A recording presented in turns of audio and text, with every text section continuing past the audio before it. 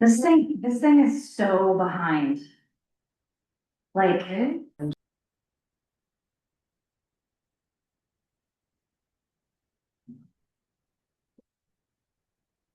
you see how I hit pause and nothing? Every time.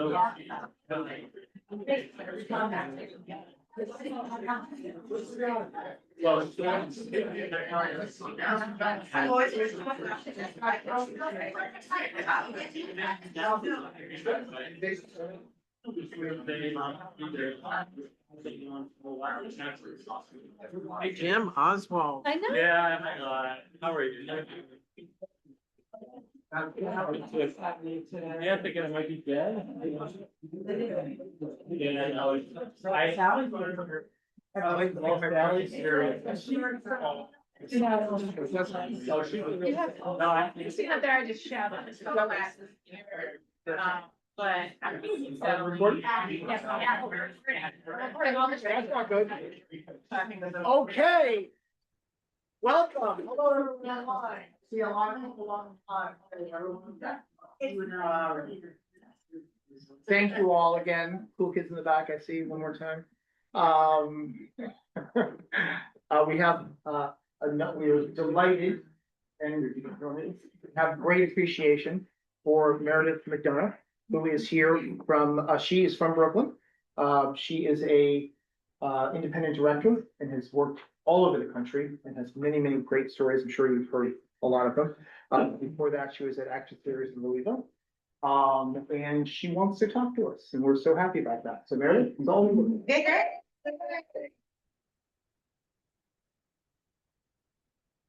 Hi, I also feel the need to be like, I'm from Jersey, I just live in Brooklyn. It's a difference.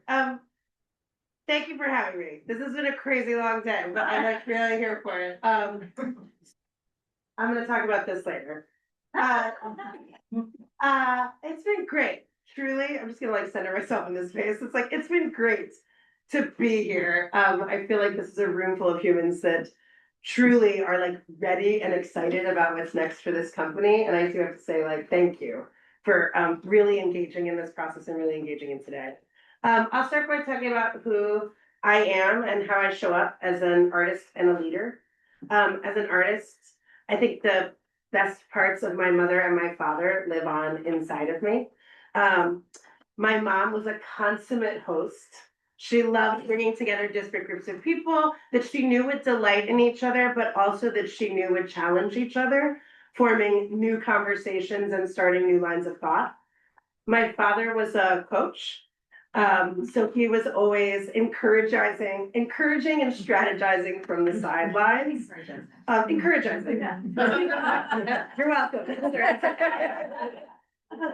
Yeah, he was a team builder. So I would call him, like if I was trying to figure out something with casting, I would call him and he'd be like, it doesn't matter if your quarterback is great. If you don't have any running backs, you're going to get nowhere. And I learned from him that it was never about the star. It was about building teams that would lift each other up. So as an artist, I think I'm a mix of both of them. I am a host and a coach. I am a community builder and a curator, and I am a leader and a motivator. I believe that artistic director is a position of service. And I am here for the conversation, to be present and to be listening, whether that means I'm in the lobbies before or after shows, whether that means I'm in your rehearsal room, whether that means I'm ducking in and out of your office, or I'm at lunch with you and your friends, or at a civic event anywhere in Providence.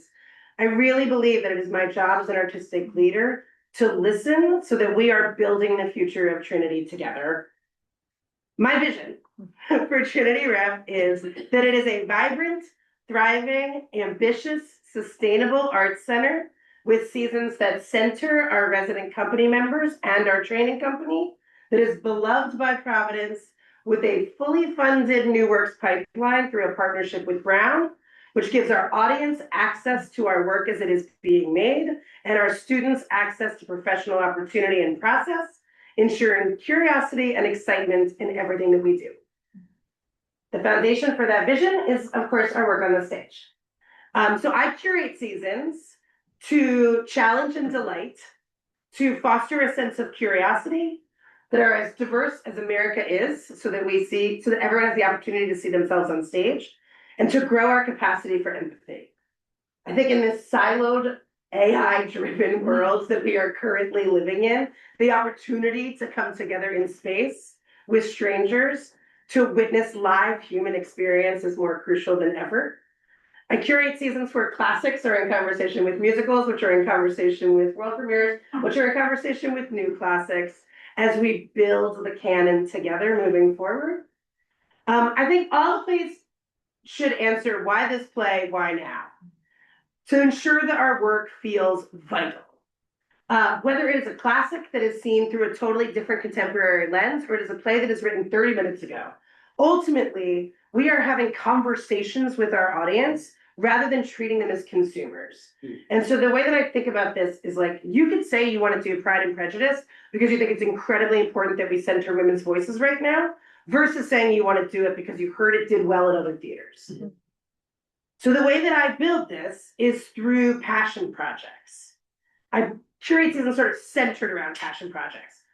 The first people I would go to is your resident company. I'm just staring at all of you, so I'm like, here we are. The first people I would go to is the resident company to say to them individually, what is it that you are burning to do?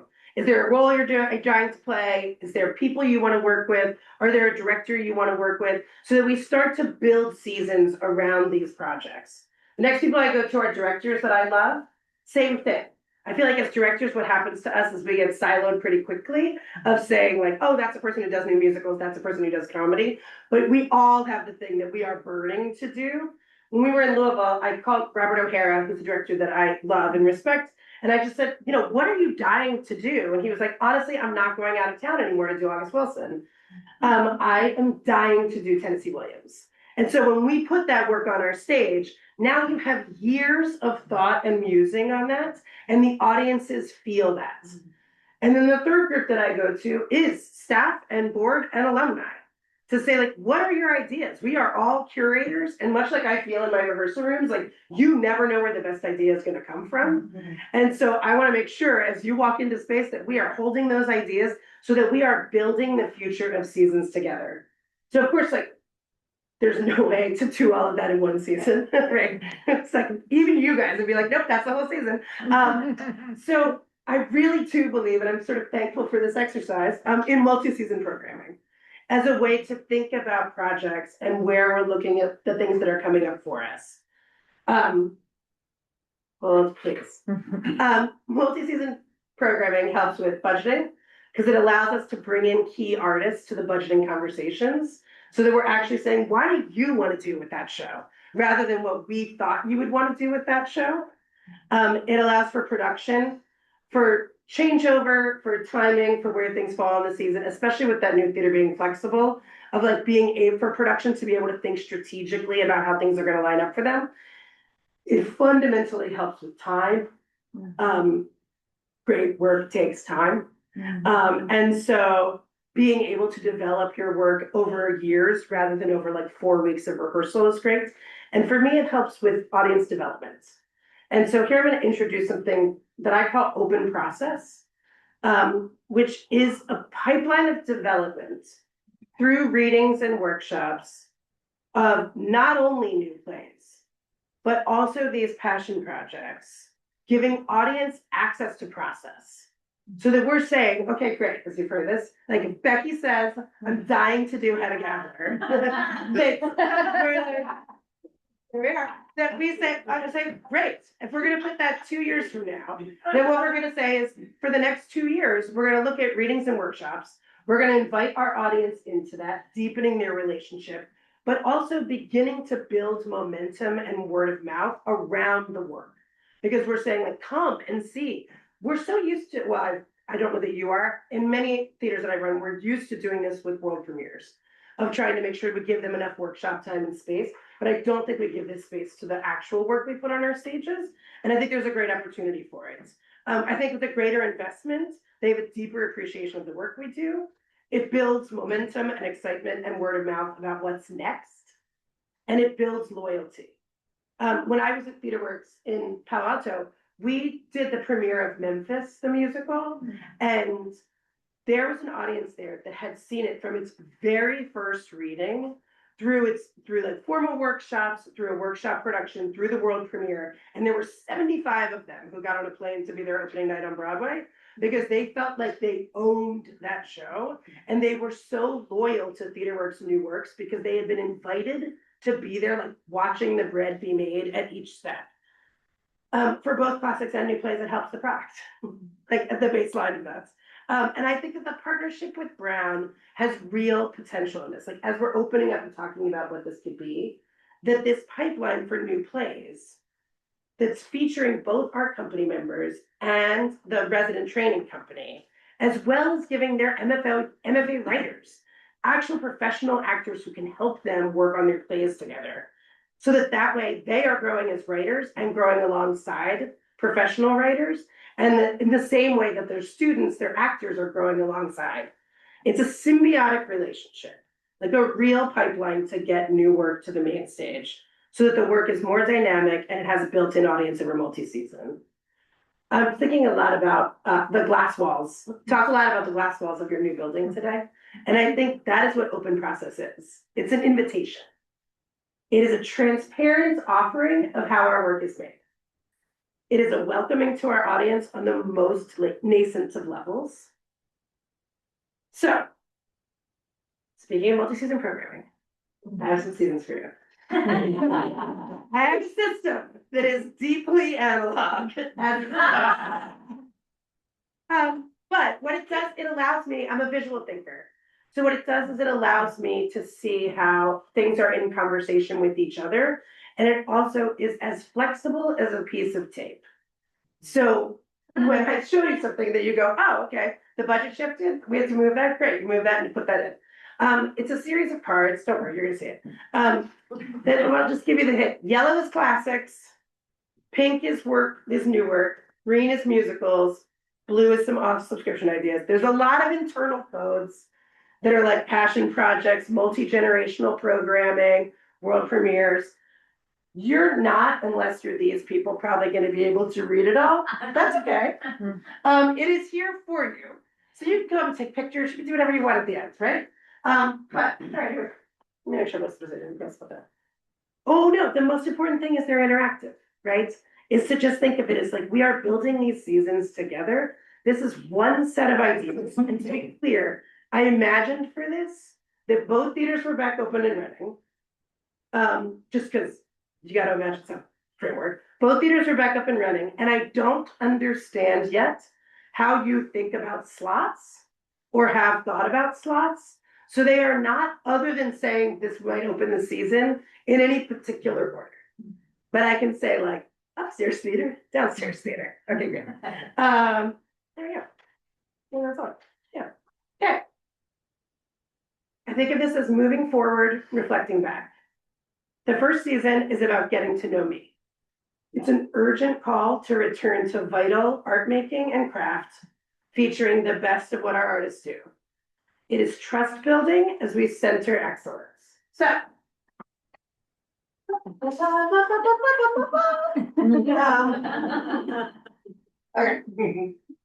gonna open the season. I got on the phone with Tiffany Nicole Green, an alum pal, and said, "Hey, what are some musicals you're passionate about today?" And she was like, Pippin. And I was like, okay. And I was like, I love Pippin because Pippin is a celebration of theater. It is like a man's journey to find himself in the most theatrical of ways. It's great roles for resident company. It's wildly imaginative and theatrical for design. So opening the season with that, an alumni and a passion project. Next, this production of Emma by Kate Hamill that I have been directing. It is a comedy. It is female, it is like a female-centered comedy with tons of contemporary music and dance. It has a million different entry points from Austinites to people that have never heard of Jane Austen. It is a real, like, it's like a joy bubble. It's great roles for resident company members. It's a bold design, and it is multi-generational. Throughout, you're gonna see pieces of multi-generational programming. I think about the work that you've done with Project Discovery, and then think, what if you could actually broaden the age of that group? And what if you could also invite families to come together to something other than Christmas Carol? Because I think I saw Carol last night and I was like, there's a million families here. But it's actually saying like, no, when we premiered Emma at the Guthrie, it was like moms and their daughters. And it was awesome to like watch these women laugh together about the struggles of a woman that wasn't allowed to do anything because of the time she was in. And so I want to give space. We don't know anything about that. Yeah. But it was, and we premiered that show on the night Roe versus Wade got overturned. And when I tell you that like watching those moms and their daughters, you were like, yeah, you shouldn't just come to the theater with your teachers. Next up is Purpose by Brandon Jacob Jenkins. It won the Pulitzer last year. It's what I'm going to call a new classic. Great roles for resident company members. I would love to see Whitney White's version of it. So I just aspirationally was like, Whitney's going to come back and do that. I love Whitney's work. And she did whatever she wants. Then Carol. Could get Carol. Then we're going to have a resident. So now I'm moving into the second theater. Those three were in the upstairs theater. Then I'm going to say resident company drink slot. I don't know what this is. We're going to find a resident company drink slot. It's going to be somebody's passion project. Then we're going to move into an amazing role for a resident company member. Heidi strikes what the Constitution means to me. I just think it's a conversation we need to be having right now. And an amazing chance to also partner with like a deeper relationship with your local high schools and those debate clubs of like, as we're bringing in our young artists and giving them chances on stage. Then this is for me. I've been dying to direct Betrayal, Harold Pinter's Betrayal. Amazing roles for 3 actors. Also, again, it's like if you want to get to know me, it's like how I work with actors in intimate spaces in a way that is surprising and like deeply driven by the drama of that. So I'm super excited, and I also just think like such fun design opportunity for like what that means for that world. And then closing out with the musical Fly By Night. If you saw it in New York, pretend like you didn't. Yeah, sorry. Paul Vogel handed me this show when I was at TheaterWorks years ago. It's a bunch of students at Yale. Kim Rosenstock, Michael Mitnick, and Will Conley wrote this beautiful indie rock musical. It's like a magical musical. We did it at Dallas Theater Center, we did it at TheaterWorks, and then it went to New York and they replaced everybody and it lost its magic. But I'm like so deeply moved. It takes place the night and like in 1956 when the lights went out in New York, and this like magic of what happens to this group of 7 people. It is wildly theatrical and just like such a special moment that celebrates the best of musical theater and new musical theater at the same time. So I want to bring it here. I don't direct it. I was a creative producer of it. My best friend Bill Fenley does. And then keeping, of course, our relationship with the Latino arts for the summer. Second season. Yeah. Second season, building curiosity and enticing what's next. This season is intentionally about expecting the unexpected. So every show is wildly different than the one before it, because I want people to start thinking, I'm so curious about what they're doing next. So, oh no, don't go. Okay. So we're going to start with the commission that we would have been workshopping during this season. There's this group called Pigpen. Yes, I mean, the most delightful group of children. And they're now most famous for like Water for Elephants on Broadway, but they have a show called The Old Man and the Old Moon. It's a group of, again, like sort of indie musician actors that are now making work for other people. And I would love to see what they would do with a Little Prince. I think the story of a Little Prince is so beautiful. Again, a multi-generational opportunity. I would love to have Amanda Denner come back and direct it, because I'm like, Amanda working with a bunch of musicians, helping resident company members in terms of like, where are you as musicians? So it is both a commission and a world premiere, and it is new and is multi-generational, has all the tags. Next up, I've been dying to do this for years. This is me. J.B. Priestley's An Inspector Calls. It is a play from the 40s that is the deep investigation of class in like a true mystery. And as like an inspector shows up at this family's house and sort of systematically figures out how they were all responsible for the death of their maid. And it really is looking at class inside of culture. There was a production I saw, it's like the early 2000s, that just like blew my mind, that I've been waiting to do it ever since. So it is like a classic with a major design opportunity with great roles for resident company members. Then resident company dream musical. What? Yeah. Yes, I wanted to make sure that we were not just representing plays, but also musicals. Yeah, like what are people excited about doing? And let's figure out how to do it. Carol, now moving into the second theater. This production, which I premiered at the Humana Festival, it's called Airness. It's about competitive air guitar. Thank you. And it is a play literally about competitive air guitar that is an air guitar competition. And when I tell you, it is like, again, just joy. And the most vulnerable you'll ever see people. It is how everyone dreams of seeing your resident companies being like, now you're air guitar stars. And believe it or not, you don't know this, but you have a huge air guitar community in Providence. Oh yeah, you do. I mean, it's an international art form, my friends, and when you learn about it, it is crazy. And it's a huge way to attract a younger audience because it is wildly popular in the world of like YouTube and what that is. It's by Chelsea Mercantile. It's great audience interaction. It gets everybody playing air guitar. So it's also like, I call it like a semi-musical because there's a ton of music in it. Just nobody singing or playing guitar. This just closed in New York, this production of Exodus. It's like Brian Quijada and Nigel Robinson. It's two guys. It's a looping hip hop musical about the Underground Railroad going south to Mexico. And it's really, the stage is like, it's cool lighting, some levels, but it is about watching people live loop in front of you and learning this entire story that I knew nothing about.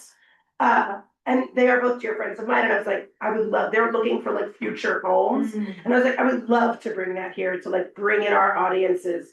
There's like so many pick points of audiences to bring in for it. And a huge passion project for them. Next up is Amy Herzog's adaptation of A Doll's House. I fell in love. I did not love the Broadway production, but I fell in love with the adaptation. Fantastic roles. It's like a new classic, major resident company roles, like the intimacy of thinking about it in a smaller space where like you can feel like you're only 7 rows back from that. It's like super exciting, major design opportunities. And then with some playground injuries, which is one of my favorite plays, Rajiv Joseph. It's playing right now in New York, or wherever that is. But again, two great resident company roles, two-hander. They play the same people from age 6 to age 35. So you get to see, it's like play to see what this, and also just this moving story of these two people that have always loved each other and have come to support each other that you just want to watch the acting unfold in front of you. And that's summer. Great. Third season. Building ambition, where are we going? Growing, commissioning, shifting our space more, and the return of the New Play Festival. Okay.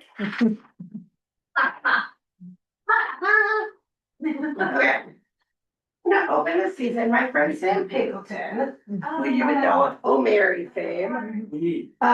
Sam did this production in Wizard of Oz at ACT 2 years ago.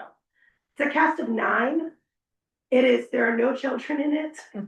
He reimagined a Wizard of Oz in a way that is like a celebration of queer joy. And when I talked to him, I said, what are your passion projects? Like, what are you really excited about doing? And he was like, I want to get back in there with Wizard of Oz. He was supposed to do Rocky Horror, which now he's going to do on Broadway, but like, he was supposed to do it and he had to pivot really fast. So he was like, I don't feel like we got the whole opportunity. David Zinn was a set designer for it. It's got puppetry. It's like the best of like what theater can be. And he makes it with, he's like, I'm interested in making it with the community I'm in. So like everyone was local Bay Area, everyone would be local here. And again, multi-generational. Great. Next up is Sarah Roll's adaptation of The Three Sisters. My mentor and friend Les Waters directed it originally. And when I called him and said, hey, what are your passion projects? What do you want to do? And he was like, okay, I want to get back in there with Three Sisters. He did it at Berkeley Rec, probably 10 years ago now. He's like, I want to get back in there with Three Sisters. And we started talking about Chekhov and why we love Sarah's adaptation of it and why we love Andy Baker's Uncle Vanya. And I just said, you know, if we're gonna be the theater that says, like, we are the theater that is saying, like, we put classics at the forefront, then we should be at the forefront of commissioning, like, new tellings of these stories. So that's where I would say with this is launching Chekhov commissions, to commission 3 writers to do major translations of Cherry Orchard and Vanya and Siegel for our company. So that we are keeping this canon alive as we are bringing in new writers to give their points of view on these stories. Here again, it's a new classic, Les would direct it, it launches a campaign, so it gives a clear launch. Next up for me to direct, Kate Hamill and I have been talking to the Agatha Christie estate about the Miss Marple stories. And we're gonna launch with a new Miss Marple. And the reason I say this is not because Agatha Christie has sold well at other places, it's because it centers an unlikely heroine where everybody underestimates her. And in fact, like, she is the one that figures everything out. So we would commission it, so we would have been working on it over those seasons. It is a comedy, and it is roles written again for our resident company. Carol, then our friends, your friends and mine, Fiasco, is bringing back Fiasco to do comedy dream slot. So it's an alumni dream slot to say to them, hey, my dog is currently staying with them. It's like, great, like, what do you guys want to do? Like, we love you, we love your hands-on, we want you to make work with company members. So it is a commission, it is a world premiere, it is multi-generational. Made with both the resident company and the training program, to be able to say that, like, right, we also want to include training artists here. Next up is a solo show, Every Brilliant Thing, which I did in Minneapolis. It was the first show back at the Jungle after COVID. It's a beautiful piece where audiences are handed slips when they walk in the door. Like, what is it? Like, you've done it. I directed him. Oh my gosh, well, you can't do it again with somebody else. No, it's such a beautiful, and how the audience gets to participate in this, like, beautiful reminder of every brilliant thing in your life. Then, here we go. I did this production of Cyrano. That is an adaptation by Jason O'Connell and Brenda Withers. We did it as a co-production with Hudson Valley Shakespeare Festival in Two River. It's a 5-person Cyrano. They're doing it at the Old Globe this spring. And I would love to bring it here. It's a great resident company where it's like how you do that theatrically of, like, everybody shifting roles. And, like, ultimately the romance of the story, like, I think lifts to a totally different place because everybody's involved in it rather than it being, like, the central story. Huge imaginative design. And then here, I was like, I'm just giving, this is our Dream World premiere slot, right? So our Dream World premiere slot is something that we've commissioned, specifically written for you guys and the training actors. And that this is gonna be the centerpiece of a relaunch of your New Works Festival. And so when I talk about a New Works Festival, for me, it is a culmination of open process that I talked about. So that for the people that are, like, the deep lovers that have been watching readings this whole time, great. For those who are like, I've never been to a reading in my life, you're like, great, well, now you're gonna see one in a theater. So that it would be about focusing on, like, 2 or 3 readings, a workshop production, and a centerpiece of a world premiere.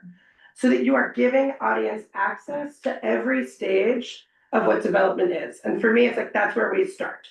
I think there's tons of room for growth to see what that festival becomes, but you start in a way that says, we are here to, like, introduce you to what process is. And I also think we would also involve Brown MFA playwrights in that as well, so that they are getting the chance to see their work showcased next to professional writers. And those are all projects that we are thinking about for the future. Great. I want to celebrate the unique, eclectic nature of these shows.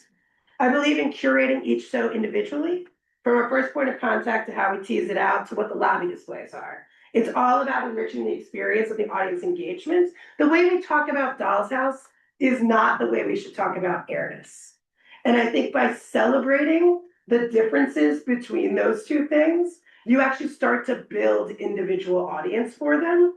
We used to have these loyal subscriber bases, and that across the country has eroded over time. But now I believe that if you can actually build unique interest around each show, so that what you're doing is building curiosity about what's next, and they know that this is a place that centers excellence, that we begin to build that loyalty anew by expecting the unexpected.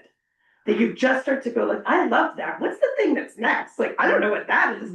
And all I want is for people to be like leaning forward into the work that we do. So as we're talking about audience and new audience possibilities,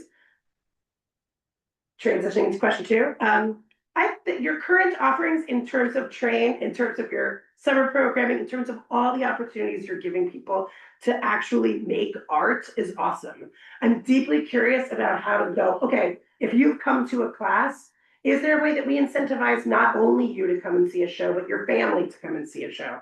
Is there a way that we can keep using the people that have said yes to Trinity to open more doors as we break down more barriers? I think there's room for growth similarly with Project Discovery, like looking at multi-generational to say, does this allow us to attract different age groups to that? And also saying to sit down with their faculty and say, like, what is inside the curriculum? Like, what are you reading? What are you studying? Is there any way that we're in conversation with that to be more incentivizing to bring more people in the doors? And then absolutely continuing the relationship with Rhode Island Latino Arts and being like, great, this is where we're going. How do we over time start to say, like, can we go to more places? Do we start to see what that reach is so that we are meeting people where they are to invite them here? A lot of times buildings are boundaries. So it's like, how do we meet people in the community to actually invite them into doors that are open? Riffing on that, I saw this play in New York recently called Last Call, a play with cocktails. It was, yeah, right. It's like 30 to 40 people. It takes place in someone's apartment. And it is made by Hansel Young, who wrote Wolf Play. And it is a rotating cast of actors. So it would be like resident company and training actors, a rotating cast of actors. It's like part ghost story, part house party, part seance with a bartender. And so you are literally having cocktails. And I was like, the audience we're not reaching is the audience who wants to participate. And when I was there, I was like, this is amazing. Because people that were like, I don't want audience interaction. It's not audience interaction. It's like you're at a house party and you chose to be there. And so I was thinking about like, oh, right, these partnerships and these community partners that we have, about being like, let's all host. And like you invite your communities to come and see this show that we're going to make for you in your spaces. That's meeting people to invite people. And I think our greatest educational initiative is the partnership with Brown, right? Trinity's commitment to a rigorous training of the next generation is a core value. So therefore, whether it is a return to a conservatory or whether it is a whole new model of apprenticeship, it feels like a commitment to that training of the next generation, both by alongside in the classroom and on stage with our artists, is a must. And Brown is also a partner in this New Works Festival by being able to say for your writers and for your actors, we're giving the opportunity to learn how to work on new work, which is a very different skill. And we're also giving those writers an opportunity to have professional actors help their work move forward. All of this, I think Brown helps us ensure a pipeline. It helps ensure a pipeline for new plays and for new artists as we move together to find new audiences. I believe so strongly in this idea of mentorship and training opportunities because I'm a product of them.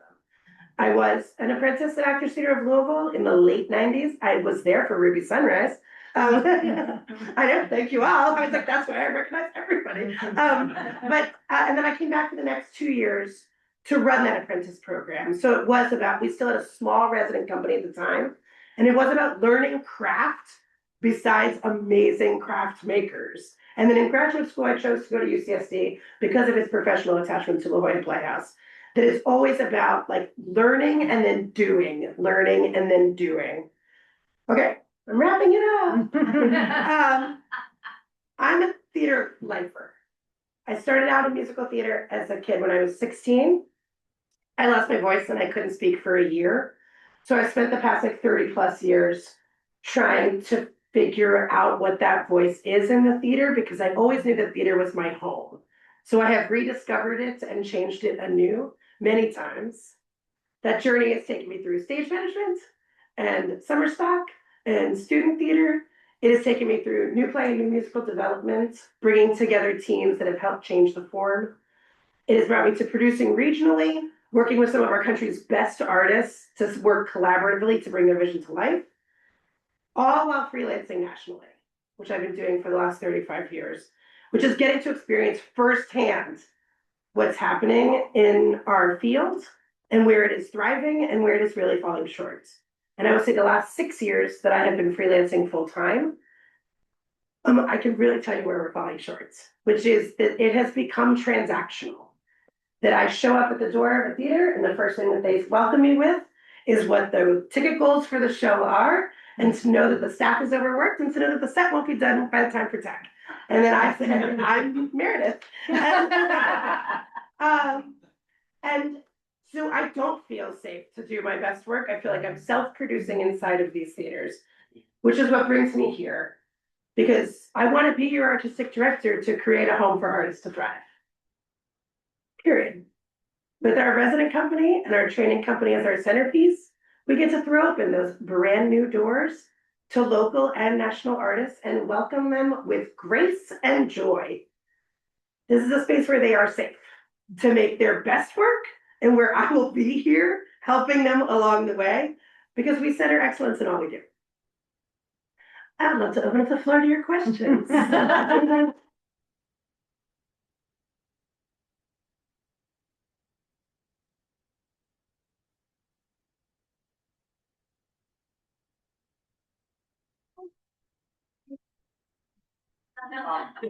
I moderate the questions. Any questions? Any questions online? Is there a question? This is so great, Barry. You mentioned several times design opportunities for design, and I wanted to just take a moment and talk about your relationship with design, which of course for every play, it has different needs. I have a little subset question, like, have you ever just done a play with the table and chairs? Yeah. Yeah. If you could just talk a little bit about design or maybe even designers or what, you know. Totally. I love people that make me think, that make me see the world differently. Like I was saying earlier that like, sometimes when you get into shows and it's like, oh, it's about this and it takes place here and that's how we described it. And so it just like doubles down on itself. As opposed to like, oh no, it's about this, but the design is having like this idea.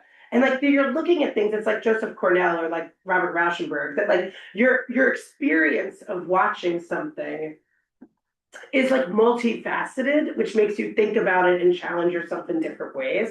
So for me, like those designers I've worked with a tons, like Lex Leong and David Zinn and Dane Lackery, and they're just are people that I've worked with over years, but also like Paul Owen, who was our resident designer at Actors Theater for decades, who like knew that space like the back of his hands and learned so much about like thinking expansively and what that meant.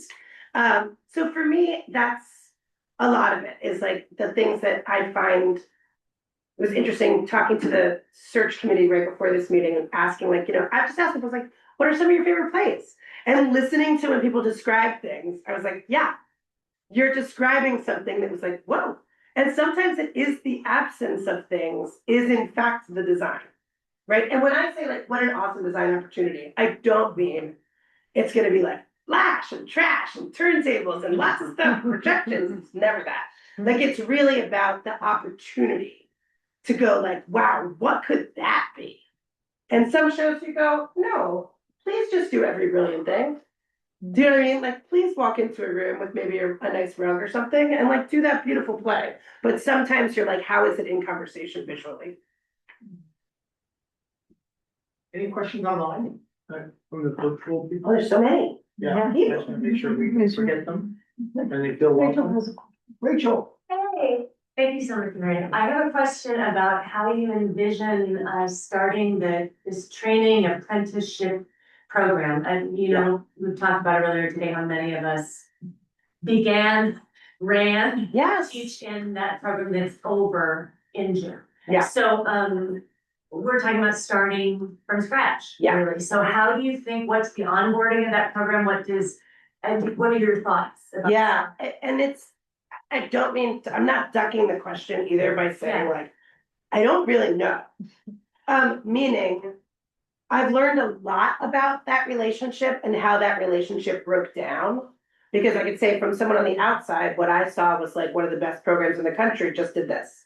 Like that's what it looked like to us. So then you're like, wait, what really happened? Like, what was really in there? Who are the controllers inside that? Like, if it is a priority for Brown to have a relationship, and it is a priority for us to train people, then I think you start to go like, great, where are these priorities gonna start to meet each other again? And is that saying like, we will take control of this and you can take control of this, or you have funding for this and we provide you with this? You know, I think it's like figuring out what the partnership really is. To really be able to like, from what I've heard, which again is 2 days worth, is that like some key factors of like fundamentally disagreeing what the thing was about seem to take place. So it's like, okay, great, then like, how do you begin the conversation? I think in a way, it's so sad, but in a way, it's great that the field is just clear. Like, it's just clear, you're no longer in the weeds trying to Band-Aid like a sinking ship. You are really getting back to the place of being like, let's start the conversation. Like on the most base level with like the most important people to be in the conversation. So I won't like tell you I have a whole safety plan because I don't know the history. But I do think spending a lot of time saying that this is like a core value of ours and therefore a priority, and therefore that partnership and also that funding becomes like a real part of the conversation of how we help each other. Yeah. I was like, I wish I had a whole plan. I'm curious, like the season so fun. I'm curious when you think about the life of a piece beyond Trinity, does Broadway or the commercial world ever factor into the way you think or what you're thinking? No. The question is like, does Broadway or commercial work ever factor into the way I'm thinking? It's tricky. I think if you put that at the foreground of your thinking, something dangerous happens. I think some of the most special work we end up making is the thing that then commercial people want to pick up. Whereas like when you're like, I'm setting out to do the commercial version of this, you frequently end up like chasing it in a way that like is not helpful. Do I think a lot of people will want to come and see? Like, do I think like, great, do I want like to get this country and big regional theaters excited about doing Chekhov again? And those were Chekhovs like made with and for this company? Yeah. Like, do I want like people to come and be like, oh my gosh, if we get to do Miss Marple, everyone, their mother's gonna do it. Do I want them to know that it came from the support that this place gave it? Yes. But like, if that becomes something more than that, awesome. And I'm glad that that kicks back. Like I would always, so when I was in Louisville, you would think like they did the Humana Festival for 38 years. We commissioned for 6 of those years. That's it. The last 6 years. And so we had to try to convince our GM constantly, where he was like, why would we pay them money? And I was like, well, we would pay them money to write it. And then we get to do it and we get to develop it. And then if it has a commercial success, we financially benefit from it. And then he could like begin to listen. Where I was like, right, like if it turns into Hamilton, we're gonna get a real kickback off of it. 99.9% of plays don't turn into Hamilton, but that doesn't mean that you're not here to like keep saying like we want to keep putting out in the world work of a quality that they relate to us. Great. We have a question, Carolyn? Hi, sorry I don't have my camera on, but I'm coming in remotely. I really appreciated what you mentioned about bringing in staff and sort of broader staff into artistic conversations. I just wanted to ask if you could talk a little bit more about how you approach difficult conversations, or coming into this institution as a fresh set of eyes, how you see yourself as somebody who could maybe reconsider things that we're very used to and look at things, is this form still working for us? Asking those kind of like tough questions. Totally. I'm not gonna look at that screen. I'm gonna look at this owl. Yeah. Yeah, I mean, I think the first thing for me is like coming in and listening. To just like sit down with literally everyone and be like, great, talk me through, like, what do you currently do? What are you interested in doing? Like, this isn't just for actors. It's like, what for board members? Like, what brought you here? What excites you about this? What keeps you coming back? So that like you begin by listening, like an actual getting to know people and an actual getting to know systems. So that then you can say, by talking to you, Katie's like, this is how we do this. And I'm like, great, talk me through, like, I'm just curious why, like, why and how. And you go, I don't know. You know, like, we've just done it like this. And you're like, great, do we want to do it like this? Like, that, oh God, Karen's not there. Then I think you start to ask those questions. But I think you have to really understand the system's intent and how it was made to function before you come in and say, I'd like to change something. When I was at Actors Theater with the Apprentice program, I was there, John Jory's last year, the transition year, and Mark Masterson's first year. And John, in the transition, had come up with these, they were like subcommittees. So it's like, you might be on the like finance subcommittee, or you might be on the marketing subcommittee, because he really wanted to make sure that this new artistic director, that the staff was really engaged. And there were board members on, there were some community members on. I was on the new, it was Artistic Risk was the name of our committee. And we produced a night of, it was 3 weekends. It was called Free Theater. And we did Pinter plays in the round, and they were free. And I, as a young person, I was in my mid-20s, and I could not have been prouder of that committee and like how we fought and how we worked together and how we tried to figure out what risk meant for so many different voices. And Mark came in, and the first thing he did was say, all the committees are disbanded. He never met with a single one of us. And I just remember, and that was the moment where I was like, I have to start looking about where to go next. Like, cause I was like, oh, I'm just gonna start looking into grad schools. Like, I was really like, nope, because it broke, like, it meant so much to me, and it meant so many things to people. And he just erased it, cause he was like, I don't need it. And I was like, great, but you didn't know what it meant to us. So for me, I'm always like, learn what the system is to be able to ask questions about it, because you don't know who's like actually finds like real purpose through the system. Anyone else here? Live people? Oh, you're fine. Live people are so complicated. Would you direct Christmas Carol, and what part, when would you direct Christmas Carol? What about in summer? Like, no,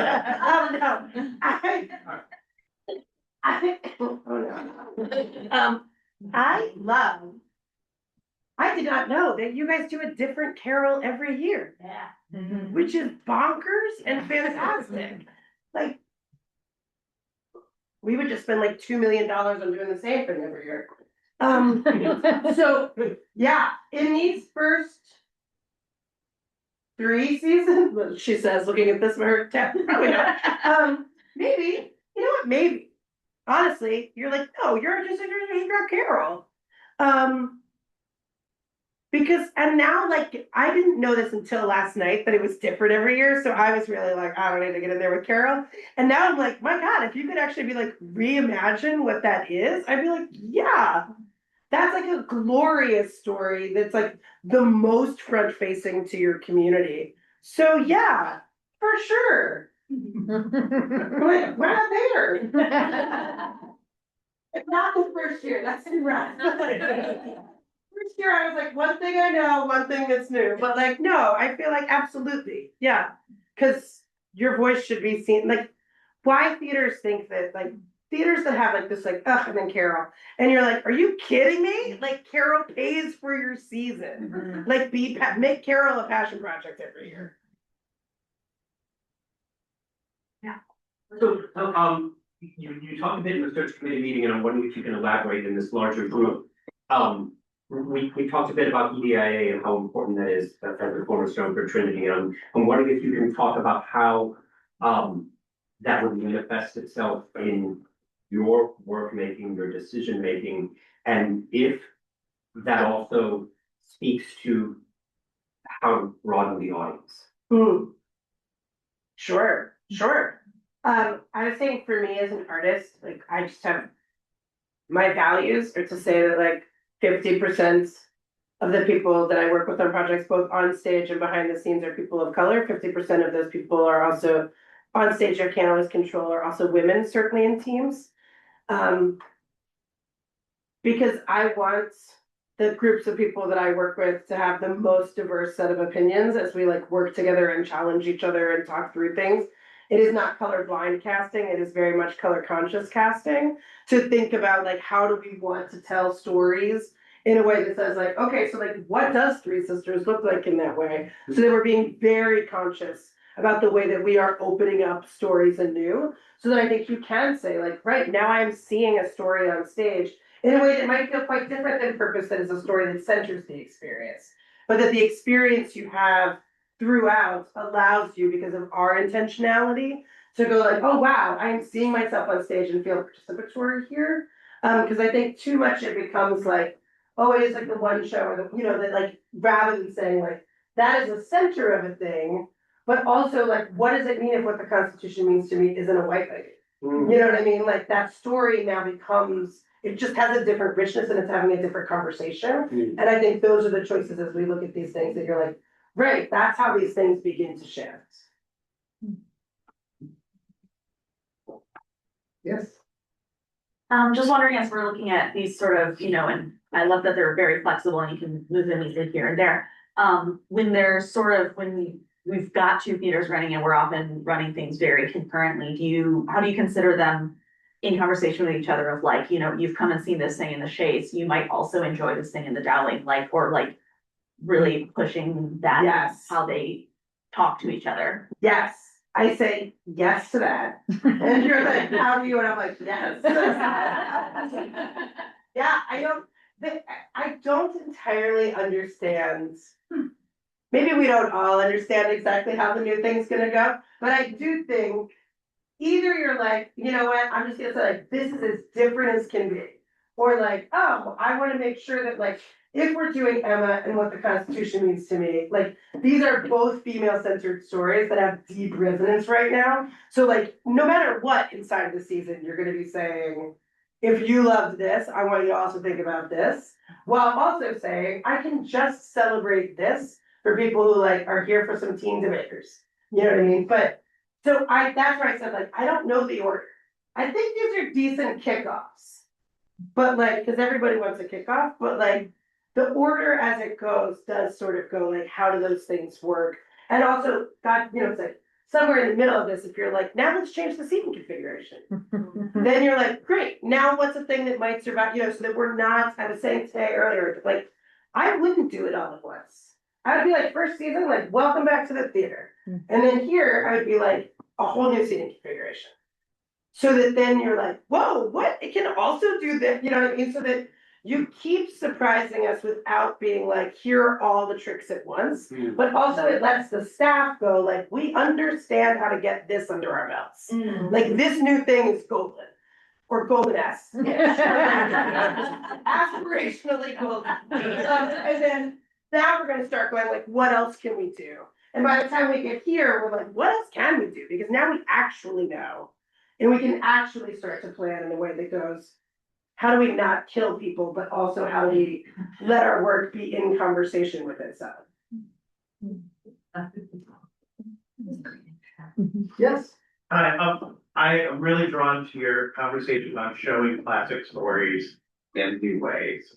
Can you talk about your idea or possibility of showing classic stories in multiple forms in the same season? I think this is done in sort of the opera world. It's been done in the dance world. An interpretation of a story, whether it's not even in the same season, but an interpretation of a story in two different ways in very close relation to each other. Like, would that put itself in a way that says like, it's two plays written by the same person in the same season, or is it the same play twice in a season? Or we're not talking about a season. Get out of that. Get out of the thought of a season. Great It's news. more Okay. about Yeah, I love this. I've always been sort of obsessed with like the things that are in conversation with each other already, where you could go, what I'm interested in Hamlet and what you're interested in Hamlet are like two wildly different Hamlets. So therefore, like, what does that begin to look like? It's the way that I teach directing, is I give people the same scene so that everybody's doing the same scene and we've all done the same text analysis. So that like the first big aha moment is like the minute someone makes a choice that they didn't make. And then they're like, oh, and you're like, no, no, no, do what you did. Like the point is for us to begin to understand what owning our own point of view is. And so for me, I'm infinitely fascinated by this, by being able to be like, what does it look like if you see three different versions, or if you see like three different adaptations? It's like, you know, if I'm doing Chekhov and I read 7 different translations of it, they're wildly different. But it's because of what the point of view of that writer is. So then for me, I'm like, who do I want to be in conversation with? And if I'm saying something I'm passionate about, I want to find another director that's like, I am too. And I'm like, let's do it. You know, you feel like the deep theater geeks that want to see them both together. But for me, it's like, how do we build? And then I want to see that because we had this awesome class in grad school. Les was my teacher, and we were studying Pinter. And it was like the moment in the homecoming, and it's just all he does is she's like at the door and he gives her the keys and she leaves. And we all just had to stage it. It was like that. It's like 3 stage directions, and I think they say 2 lines each. And so like everybody did like, I mean, we did like the most banal version, and Les was like, great. It was in a class on status. I'm thinking about status, and we thought about status on like a 1 to 10. And it was like, okay, now what if like he's a 1 and she's a 10, so she has all the status. Now how does she pick up the keys? And it was like, okay, now we're gonna do this and say like, now he has all the status. Now, and then all of a sudden it was like, oh, he drops the keys and then just stares at her until she picks them up. And suddenly you're like, oh my God, there's a million choices. Like I just remember this moment, I get chills thinking about it. I remember this moment as a young artist of realizing that every moment we put on stage has a million choices. And like, when you really investigate that work, it's like, that's, we've been all day being like, what's excellence? What's excellence? I'm like, that's excellence. You know, when you really start to get into like deep investigation with some time. Yeah. Speaking of choices, so I'm looking at you and I'm like, wow, she's done freelancing. She goes all over the country. She lives in the greatest city in the world, in my opinion. I just can't live there anymore. Can all get there, Yeah. So what, and I mean, I know you know Trinity, but so what's the choice about? Yes. Yes. I made my life in regional theater intentionally. I live in New York because after 15 years of being away, I missed my friends. I miss seeing my friends on like I miss going to people's birthdays, you know. And so I moved back, but not because I yearned to live in New York City. Okay. For me, it was always about making work in communities. Like I never thought I would live 10 years of my life in Louisville, Kentucky, but like that became a second home for me, much more than Bedford Lakes, New Jersey is actually, in terms of being a part of that culture and like a part of like as an arts leader, moving that community forward. And so for me, it's like, I think resident companies are dying off in this country. And I've always wanted to be a part of one. And so it's like the opportunity to work like in a place that already says like, we are humans who have invested time to make art for this community is like, absolutely. And it's really, and it's not just because I'm getting older. It's also like, if freelancing felt awesome right now, I might be like, I'm just gonna keep riding this wave, but it doesn't. And that's not because of age, it's because like there's just a lack of generosity. And so when you see those gaps in the field and they're so consistent and you think, I think I might help change this gap. Like I might be able to like invite my friends to come meet these people and say like, this is a place that's gonna lift you up. And this is a place where like, we're gonna center that work. That to me feels awesome. And to be a part, and like, I was different this today, but like, I grew up on a lake. I've made every major life decision in my life based on water. And so I'm like, being able to be like, if you have a bad day, you can get to water in 5 minutes to like work it out is like crucial. Like I've not applied for a landlocked job. And so I do feel like for me, like that's a big part of The blue mind. yeah, just like I've loved your city from afar and on pass through trips for a long time. All right, well, thank you. Yeah.